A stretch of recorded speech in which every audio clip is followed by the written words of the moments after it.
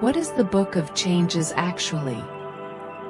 The Book of Changes, I Ching in Chinese, is unquestionably one of the most important books in the world's literature. Whether you're a seeker of ancient wisdom or just curious about spiritual energy, I Ching will guide you on the journey to a timeless source of power and learn how to apply these ancient truths to achieve inner balance and meditation.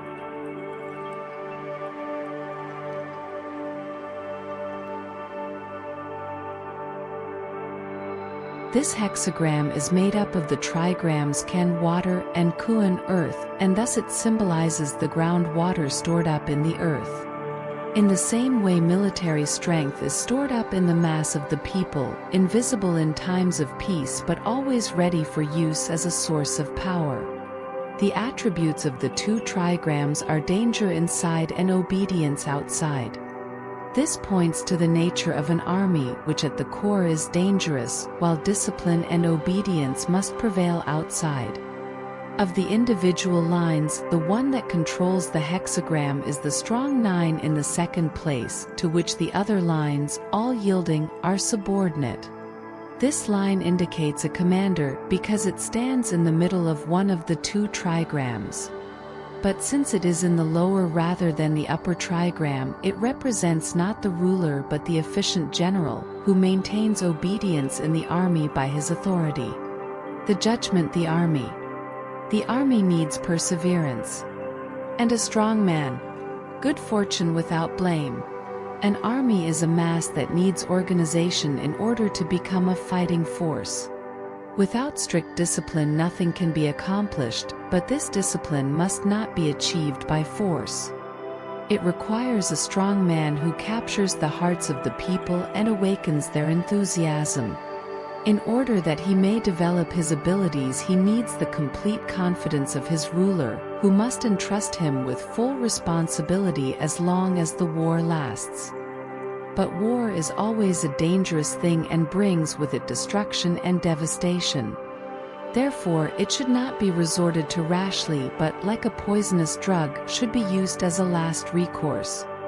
The justifying cause of a war and clear and intelligible war aims ought to be explained to the people by an experienced leader. Unless there is a quite definite war aim to which the people can consciously pledge themselves, the unity and strength of conviction that lead to victory will not be forthcoming. But the leader must also look to it that the passion of war and the delirium of victory do not give rise to unjust acts that will not meet with general approval. If justice and perseverance are the basis of action, all goes well. The image in the middle of the earth is water. The image of the army. Thus the superior man increases his masses. By generosity toward the people. Groundwater is invisibly present within the earth. In the same way the military power of a people is invisibly present in the masses. When danger threatens, every peasant becomes a soldier. When the war ends, he goes back to his plow. He who is generous toward the people wins their love, and a people living under a mild rule becomes strong and powerful. Only a people economically strong can be important in military power. Such power must therefore be cultivated by improving the economic condition of the people and by humane government. Only when there is this invisible bond between government and people, so that the people are sheltered by their government as groundwater is sheltered by the earth, is it possible to wage a victorious war. The line 6 at the beginning means, an army must set forth in proper order. If the order is not good, misfortune threatens. At the beginning of a military enterprise, order is imperative. A just and valid cause must exist, and the obedience and coordination of the troops must be well organized, otherwise the result is inevitably failure. 9 in the second place means, in the midst of the army. Good fortune. No blame. The king bestows a triple decoration. The leader should be in the midst of his army, in touch with it, sharing good and bad with the masses he leads. This alone makes him equal to the heavy demands made upon him. He needs also the recognition of the ruler. The decorations he receives are justified, because there is no question of personal preferment here. The whole army, whose center he is honored in his person. 6 in the third place means, perchance the army carries corpses in the wagon.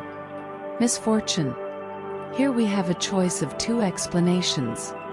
One points to defeat because someone other than the chosen leader interferes with the command. The other is similar in its general meaning, but the expression, carries corpses in the wagon, is interpreted differently. At burials and at sacrifices to the dead, it was customary in China for the deceased to whom the sacrifice was made to be represented by a boy of the family who sat in the dead man's place and was honored as his representative. On the basis of this custom, the text is interpreted as meaning that a corpse boy is sitting in the wagon, or, in other words, that authority is not being exercised by the proper leaders but has been usurped by others.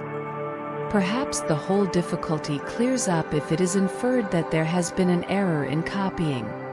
The character fan, meaning a all, may have been misread as Shih, which means a corpse. Allowing for this error, the meaning would be that if the multitude assumes leadership of the army rides in the wagon, misfortune will ensue. 6 in the fourth place means the army retreats. No blame. In face of a superior enemy with whom it would be hopeless to engage in battle, an orderly retreat is the only correct procedure, because it will save the army from defeat and disintegration. It is by no means a sign of courage or strength to insist upon engaging in a hopeless struggle regardless of circumstances. 6 in the fifth place means there is game in the field. It furthers one to catch it. Without blame. Let the eldest lead the army. The younger transports corpses, then perseverance brings misfortune. Game is in the field, it has left its usual haunts in the forest and is devastating the fields. This points to an enemy invasion. Energetic combat and punishment are here thoroughly justified, but they must not degenerate into a wild melee in which everyone fends for himself. Despite the greatest degree of perseverance and bravery, this would lead to misfortune. The army must be directed by an experienced leader. It is a matter of waging war, not of permitting the mob to slaughter all who fall into their hands. If they do, defeat will be the result, and despite all perseverance there is danger of misfortune. 6 at the top means, the great prince issues commands, founds states, vests families with fiefs. Inferior people should not be employed. The war has ended successfully, victory is won, and the king divides estates and fiefs among his faithful vassals. But it is important that inferior people should not come into power. If they have helped, let them be paid off with money, but they should not be awarded lands or the privileges of rulers, lest power be abused.